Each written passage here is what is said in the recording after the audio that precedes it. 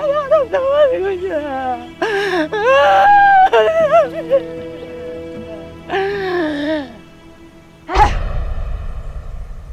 Yun.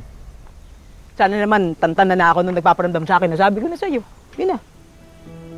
Sino kaya ang kumausap kay Madam Mishka? Si Maria Makiling kaya? Pero bakit hindi na lang niya diretsyong sinabi sa akin? Madam Mishka, yung nakausap mo, may nasabi bang pangalan kung kanino dapat ako mag-ingat? Ha?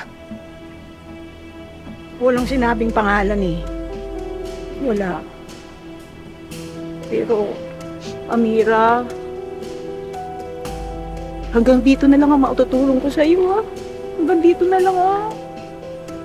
Promise, hindi na ako manghuhula. Ayoko na. Tama na, hindi na ako manghuhula. Ha? Goodbye, paalam, adios! Hindi na ako manghuhula. Kahit pilitin pa nila ako, kahit marami pa ibayad nila sa akin, hindi na ako manghuhula. Hindi na. Goodbye, Madam Mishka. Hindi na. Kahit pilitin pa nila, nunca, never. Hindi na ako manghuhula.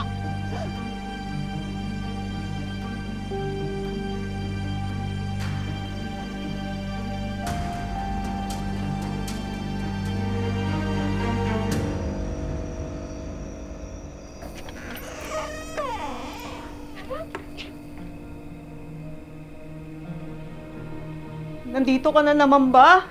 Ha? Huwag mo naman akong takutin.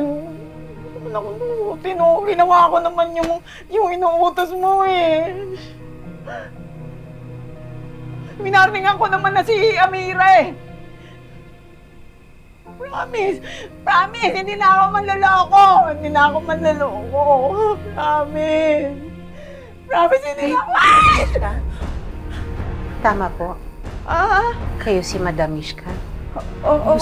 Gusto ko po sana magpahula kung pwede. Ay, hindi na po ako nanghuhula ngayon. Retired na po ako. Kailan ba? Mga 15 seconds ago. Baka pwede po makiusap na ako na yung huli. Kasi kailangan ko po makausap yung yumao kong nanay eh. Baka pwede naman po.